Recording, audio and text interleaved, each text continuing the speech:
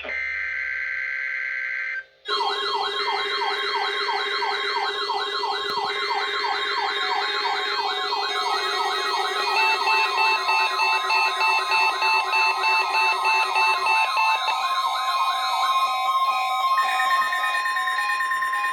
This is the National Weather Service Office in State College, Pennsylvania.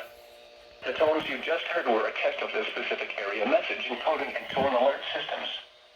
During dangerous weather events, NOAA weather radio receivers can be activated by these systems. A message with information about a watch or warning would follow. Tests of these systems are normally conducted by the National Weather Service between 11 a.m. and noon each Wednesday. If there is a threat of severe weather, the test may be postponed until the next good weather day. Repeating, this was a test of the specific area message encoding and tone alert systems.